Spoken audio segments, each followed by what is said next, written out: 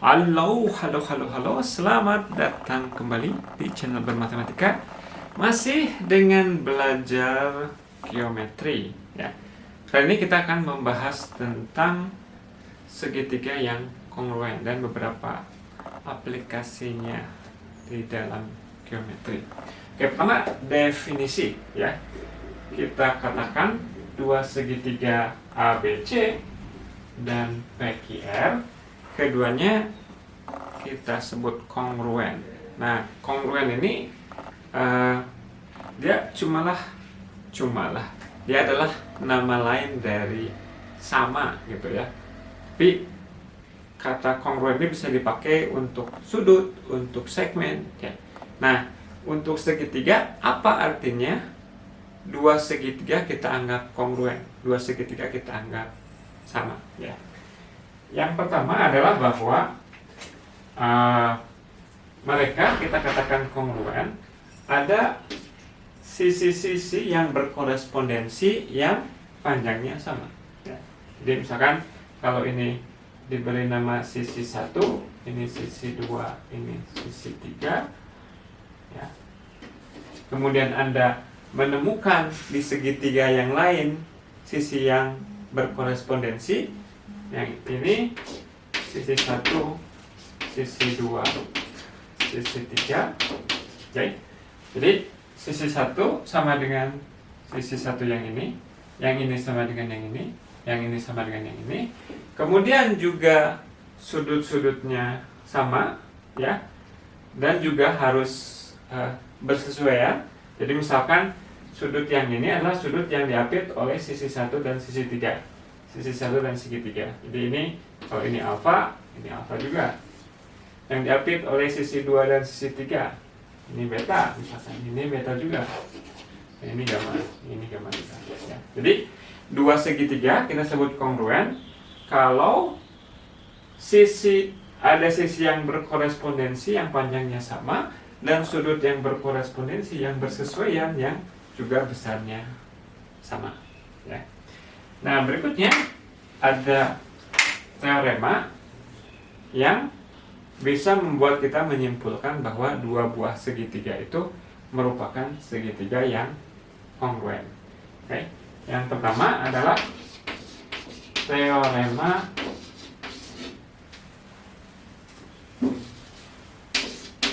CCC. Oke. Apa ini teorema CCC? Jadi teorema CCC ini bilang bahwa kalau kita bisa menemukan pada sebuah segitiga sisi-sisinya itu persis sama, maka kedua segitiga ini merupakan segitiga yang kongruen. Jadi implikasinya adalah bahwa sudut-sudutnya yang bersesuaian juga akan sama juga ya. Jadi teorema sisi-sisi bilang bahwa asalkan sisi-sisi yang bersesuaiannya sama panjang, maka kedua segitiga merupakan segitiga yang kongruen. Oke. Berikutnya ada teorema Sisusi. Sisusi. Apa itu? Sisusi itu bilang bahwa kalau kita punya dua buah segitiga, kemudian ada dua sisi dan satu sudut yang diapit, kemudian pada segitiga yang lain juga kita punya dua sisi dan sudut yang diapit. Ketiga triple ini sisi sudut sisi, ketiganya sama besar, maka kedua segitiga ini merupakan segitiga yang kongruen. Jadi misalkan implikasinya ketika kita punya ini, berarti yang ini akan sama dengan yang ini. Sudut yang ini akan sama dengan sudut yang ini. Sudut yang ini juga akan sama dengan sudut yang ini. Ya, jadi ini teorema Sisusi. Ya. Dan ini perlu diperhatikan bahwa sisi sudut sisi yang dipergunakannya itu harus sudut yang diapit oleh kedua sisi. Ya, nanti Anda cari contoh untuk menunjukkan bahwa kenapa tidak benar kalau misalkan sudutnya di sini misalkan ya. Akan ini dan ini sama besar, dan sudut yang ini sama besar. Anda cari contoh bahwa kalau ada situasi yang seperti itu, tidak mesti kedua segitiganya merupakan segitiga yang kongruen. Ya, jadi harus sudut sisi yang berurutan. Ya, berurutan dalam artian ini sisi, kemudian sudut, kemudian sisi. Ya. Di sudutnya harus diapit oleh kedua sisi. Oke. Yang terakhir, teorema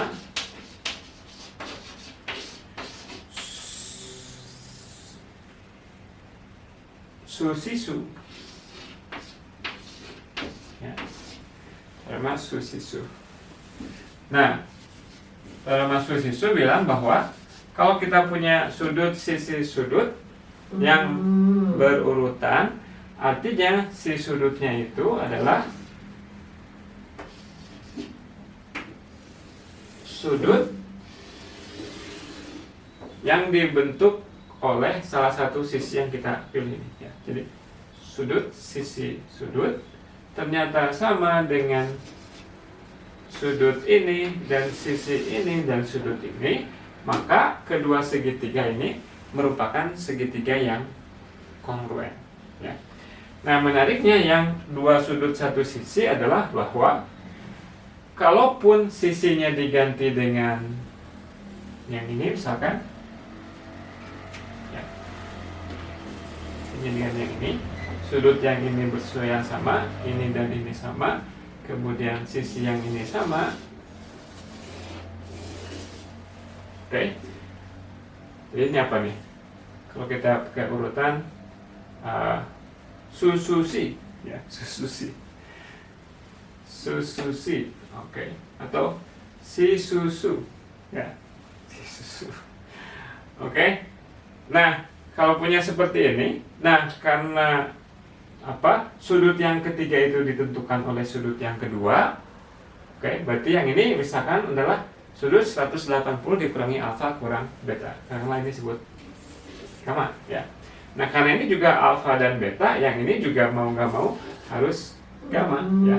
Nah, maka sekarang dengan menerapkan su-sisu terhadap gamma, beta, dan sisi ini gamma, beta, dan sisi ini, maka kedua segitiga ini merupakan segitiga yang kongruen juga. Jadi khusus untuk yang dua sudut satu sisi ini boleh dibalik, bisa jadi sususi, si susu, suka-suka Anda mau apa. Pokoknya asal dua sudut dan satu sisi untuk yang ini, ya. Oke? Oke, kita pause dulu, kita akan buat gambar untuk melihat beberapa konsekuensi dari teorema kekongruenan ini. Oke, kita siap dengan aplikasi yang pertama. Misalkan kita punya segitiga ABC yang sama kaki, AB dan AC-nya sama besar. Nah, kita sudah nggak sadar, sudah menerima hal ini sebagai bagian dari pengetahuan kita bahwa kalau kita punya dua sisi yang sama, maka dua sudut di depan sisi tersebut juga besarnya sama. Ya. Tapi kalau Anda pikir-pikir ulang, betul nggak Anda tahu alasannya kenapa demikian? Ya.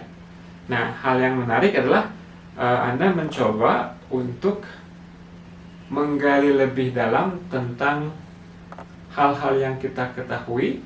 Apakah kita betul-betul mengetahuinya karena mengerti alasan dibalik itu semua, atau kita cuma nerima aja, ya. Nah, merupakan aktivitas yang menyenangkan karena kita tahu udah benar, kita cuma nyari tahu justifikasinya gitu ya. Saya suka melakukan hal yang disebut fakta-fakta yang mudah, yang sebelumnya saya nggak terlalu banyak memikirkan, diterima begitu saja ya. Tapi ketika ditanyakan ulang, beneran tahu kenapanya? Enggak ternyata ya. Dan perlu nyari argumen sendiri. Nah, itu seru juga ya. Oke, gimana caranya ini? Oke, kita akan menggunakan beberapa sifat kekongruenan. Pertama, si sisi batch ini akan kita bagi dua, dan M adalah titik tengahnya. Tunggu 5 menit, sorry. Oke, Kemudian kita ambil ini, ya, tarik ini. Oke. Nah, yang ini sama dengan ini, ya kan? Kenapa? Karena tadi kita secara spesifik bilang bahwa kita memilih M-nya itu merupakan titik tengah dari BC. Jadi ini dan ini sama, ya. Nah, sekarang kalau kita tinjau yang ini, yang kiri, ya, dengan yang sebelah kanan, sisi yang ini sama dengan sisi yang ini, sisi yang ini sama dengan sisi yang ini, sisi yang ini sama dengan sisi yang ini. Nah, berarti kita bisa pakai apa? Sisi. Kita punya dua segitiga yang tiga sisinya sama. Berarti kedua segitiga ini merupakan segitiga yang kongruen. Konsekuensinya semua sudutnya sama. Ini sama dengan yang ini sama dengan yang ini, dan yang ini sama dengan yang itu. Berarti apa? Berarti ya yang ini dan yang ini sama. Berarti kita berhasil menunjukkan bahwa sudut yang di depan dua sisi yang sama itu juga sudutnya sama. Ya.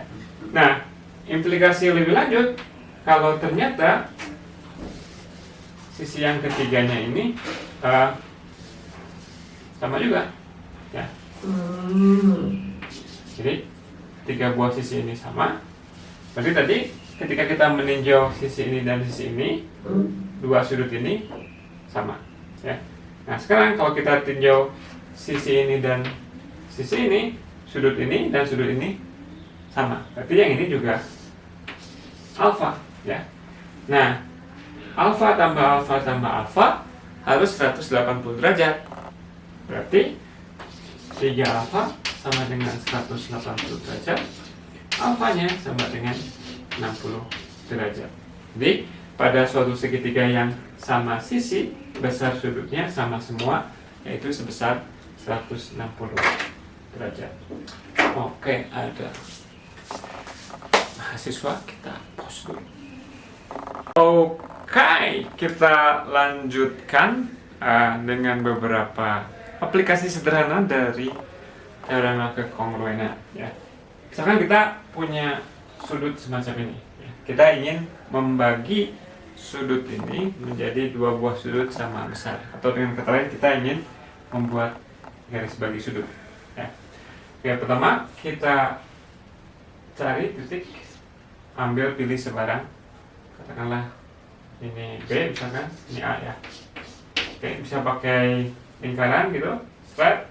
Jadi kita tarik, bikin lingkaran sehingga jarak A ke B sama dengan jarak A ke C, ya. Oke. AB sama dengan AC. Seperti ini. Kemudian dari sisi ini kita buat segitiga sama sisi, ya. Ini sama sisi. Oke. Nah, Anda pasti mungkin sudah belajar di sekolah gimana caranya membuat segitiga sama sisi. Diberikan sebuah sisi dengan menggunakan penggaris dan jangka, Anda bisa buat segitiga sama sisi. Jadi ini bisa dilakukan. Nah, kemudian yang kita lakukan, kita tarik dari A ke si vertex atau titik segitiga sama sisi ini. Oke. Nah, sekarang kita akan membandingkan dua buah segitiga. Segitiga mana yang kita miliki? Ingat tadi AB, B dan C-nya dipilih sengaja sehingga AB sama dengan BC. Jadi ini sama dengan ini. Oke. Kemudian karena ini sama sisi, khususnya yang ini sama dengan ini. Ya.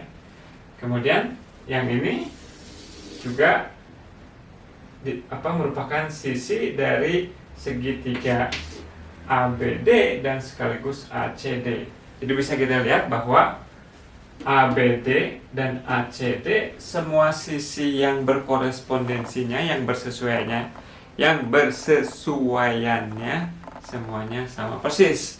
Berarti menurut teorema sisi kedua segitiga merupakan segitiga yang kongruen. Karena kongruen, sudut-sudutnya juga sama semua, khususnya yang ini harus sama dengan yang ini. Sehingga kita berhasil membuat garis bagi sudut. Ya. Oke. Berikutnya apa? Berikutnya diberikan sebuah segitiga. Atau sifat dari garis bagi sudut, ya.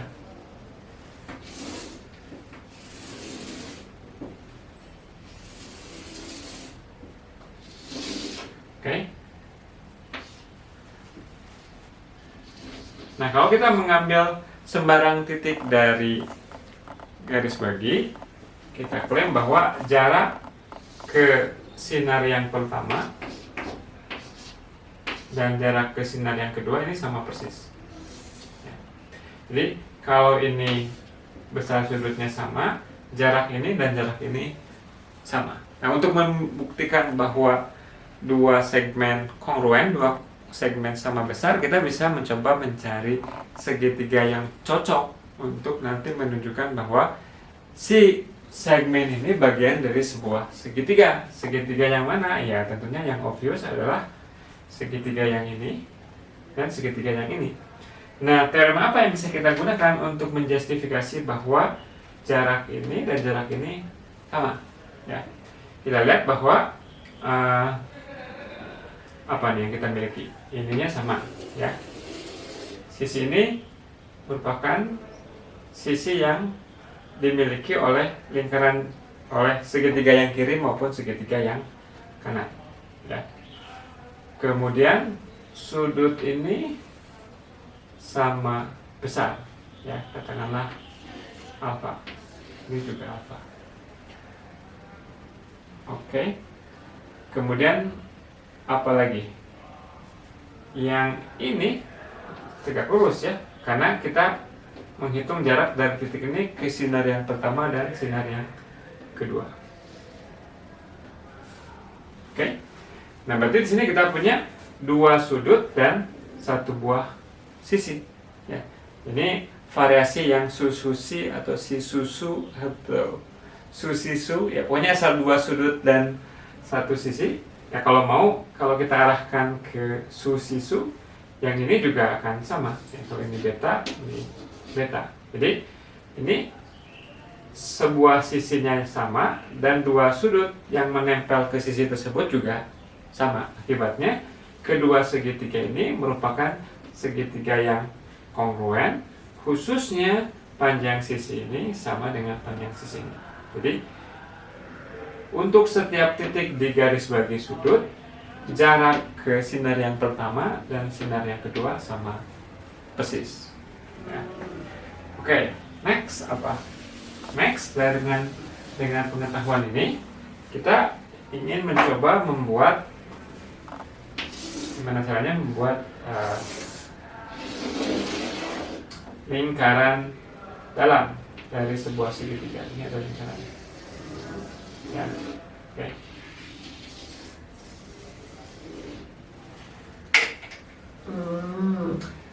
Oke. Nah, kalau ini lingkaran dalam, berarti si lingkaran ini akan menyinggung semua sisi segitiga. Dia akan menyinggung ke sini, dia akan menyinggung ke situ, dan dia akan menyinggung ke situ. Maafkan, ini gambarnya jauh dari sempurna. Ya. Nah, apa? Ini ke sini, dia merupakan jari-jari si lingkaran ini. Ini ke sini juga jari-jari. Ini ke sini juga jari-jari. Berarti jarak dari titik ini ke sisi ini dan jarak dari titik ini ke sisi ini sama persis. Ya. Nah, berarti gimana cara mendapatkan titik yang seperti ini? Sebuah titik yang jarak ke sinar pertama dan sinar yang kedua sama persis. Kita mempergunakan hasil yang barusan. Kalau kita buat garis bagi sudut, maka semua titiknya akan berjarak sama, baik ke garis yang pertama maupun ke garis yang kedua. Berarti apa? Berarti kita tahu bahwa si pusat lingkaran dalam ini akan berada di, dia merupakan suatu titik yang berada di garis bagi sudut yang ini. ya. Oke.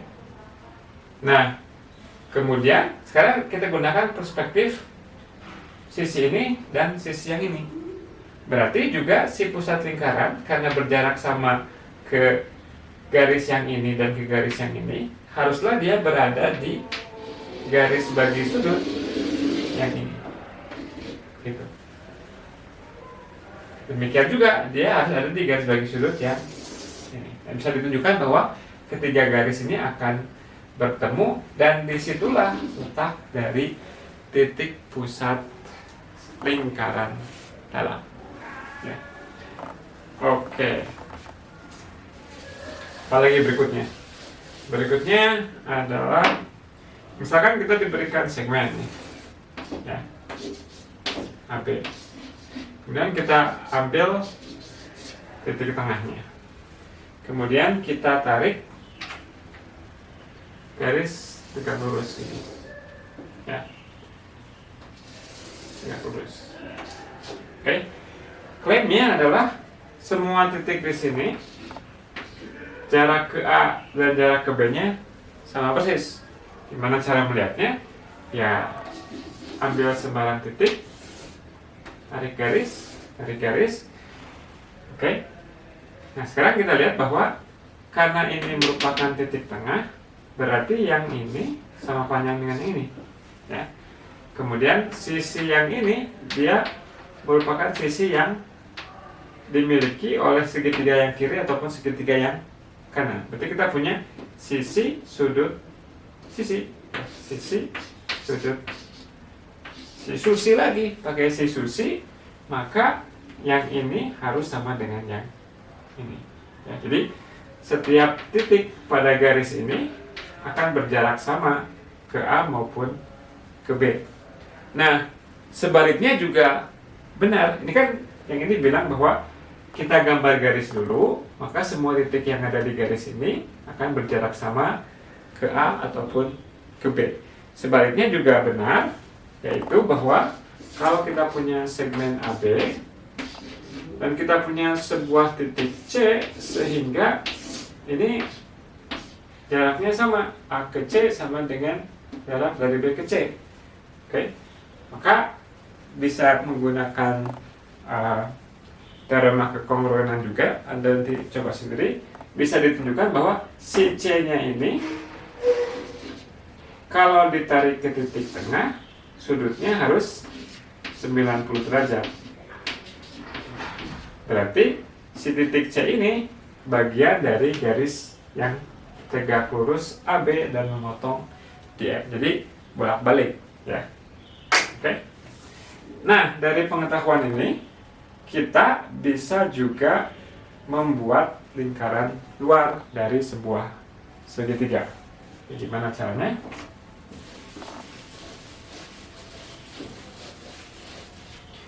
Kita punya segitiga. Ini misalkan, ya. Oke, kita bikin kodratan dulu di sini. Ya. Andaikan kita punya sebuah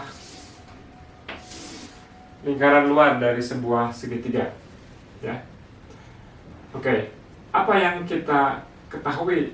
Jadi, untuk bisa membuat lingkaran ini, cukup kita cari tahu di mana lokasi dari titik pusatnya. Karena setelah kita tahu titik pusatnya, untuk membuat lingkarannya, ya bikin aja jari-jari ke sana pakai jangka, maka kita akan bisa mendapatkan lingkaran luar yang kita inginkan. Jadi untuk mengkonstruksi si lingkaran ini, yang perlu kita lakukan adalah cukup untuk mencari si titik pusatnya. Nah, sekarang sifat apa yang dimiliki oleh si titik pusat ini? Oke, kalau kita punya titik pusat, berarti apa? Berarti ke sini akan merupakan jari-jari dong, ya, karena kita menginginkan lingkaran luar. Lingkaran luar itu artinya si titik-titik ini haruslah merupakan bagian dari lingkaran, ya. Kalau ini jari-jari dan ini jari-jari, berarti apa? Berarti ini adalah suatu titik yang jarak ke sini dan ke situnya sama persis, ya. Nah, berarti kita sudah membuktikan atau menyinggung, meskipun belum membuktikan, bahwa kalau kita punya sebuah titik yang jaraknya sama ke sini maupun ke sini, maka si titik ini harus berada di situ. Ya. Oke. Berarti ini menunjukkan apa? Menunjukkan karena si titik pusat ini jarak ke kedua ujung segmennya itu sama persis, si titik pusat ini haruslah terletak di garis yang tegak lurus dan memotong titik tengah AB. Disebut apa? Median atau enggak? Jadi ya. Oke. Nah, dengan cara yang serupa, jarak dari titik pusat ini ke situ dan ke situ sama juga. Berarti si titik pusat juga akan berada pada sebuah titik yang apa? Sebuah titik yang berada pada garis ini. Ya, pada garis yang tegak lurus terhadap segmen di titik tengah. Ya. Nah, berarti kita udah tahu dong lokasinya di sini. Ya. Jadi kita bisa menemukan si lokasi dari titik pusat lingkaran luarnya. Ya. Setelah tahu lokasinya, ya tinggal pakai jangka, diputar, maka kita akan mendapatkan lingkaran luar yang kita inginkan. Nah, seperti halnya tadi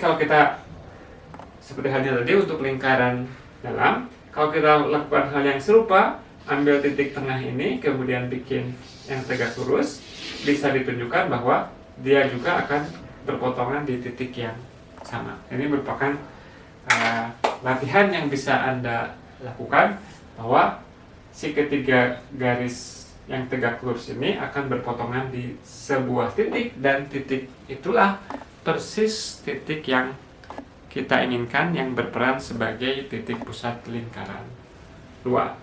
Oke, terakhir nanti saya akan berikan satu buah soal. Mungkin nanti akan saya simpan di depan aja ya, sehingga nanti setelah belajar materi ini Anda bisa mencoba menyelesaikannya. Oke?